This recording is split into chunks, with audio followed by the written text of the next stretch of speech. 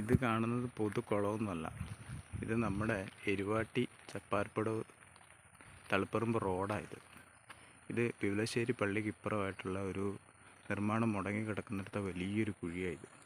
സ്കൂട്ടിക്കാരെല്ലാം ഇറങ്ങിയാൽ അവരുടെ പ്ലാറ്റ്ഫോമിന് മേലെ വെള്ളമുണ്ട്. എന്തൊരവസ്ഥയെന്നറിയത്. ഇത് അപകടം ഒളിഞ്ഞിരിക്കുന്നൊരു സ്ഥലമായിട്ടിപ്പം മാറിയിരിക്കുക. ഓരോ മഴ കഴിയുമ്പോൾ വലിയ വെള്ളക്കെട്ടായത്. അങ്ങോട്ട് വരുന്ന വണ്ടികളെല്ലാം നോക്കി ആടിക്കതച്ചാണ് വരുന്നത്. ഈ കുണ്ടിലെത്തിക്കഴിയുമ്പോൾ വരുന്നതൊരു മഹീന്ദ്ര താര. അതിൻ്റെ അവസ്ഥ കണ്ടോണം, എത്രമാത്രം വെള്ളമുണ്ടെന്ന് നോക്കുന്നു. ഇത്രയും ഹൈറ്റുള്ള വണ്ടിയിലാണെങ്കിൽ ഒരു സ്കൂട്ടിക്കാരൻ്റെ അവസ്ഥ എന്തായിരിക്കും ഉണ്ടോ? അതാണിപ്പോഴത്തെ അവസ്ഥ. ഇത് ജനങ്ങൾ അനുഭവിക്കേണ്ട ഒരു അവസ്ഥയിലേക്ക് മാറിക്കൊണ്ടിരിക്കുകയാണ് ഇതെല്ലാം. 2 വർഷക്കാലമായി ഈ റോഡിൻ്റെ നിർമ്മാണം ഇങ്ങനെ ഇഴഞ്ഞ് നീങ്ങി എവിടെയല്ലാത്ത അവസ്ഥയിലെത്തുന്നു. ഇത് ബന്ധപ്പെട്ട അധികാരികൾ ഇതിനൊന്നും ശ്രദ്ധ കേന്ദ്രീകരിക്കുന്നില്ല. ഗവൺമെൻറ് കൊടുക്കുന്ന പണം നിർമ്മാണ കമ്പനികൾ എന്ത് ചെയ്യുന്നെന്നോ ഒന്നും ആരും പരിശോധിക്കുന്നില്ല. ഓരോ വകുപ്പുകളുണ്ട്, തദ്ദേശീയപരമായിട്ടുള്ള വകുപ്പുണ്ട്.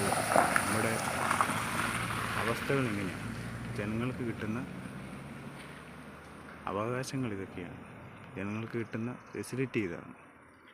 ഇത് ഗവൺമെൻറ് പാസ്സാക്കുന്ന പണത്തിനെ ഓരോ വകുപ്പുകളും ഏകീകരിച്ച് അതിനെ വേണ്ടുന്ന രീതിയിൽ നിർമ്മാണ കമ്പനിക്ക് ഏൽപ്പിച്ച് ആ റോഡ് പൂർത്തീകരിച്ച് എത്രയും പെട്ടെന്ന് ജനങ്ങൾക്ക് നൽകേണ്ടതാണ്.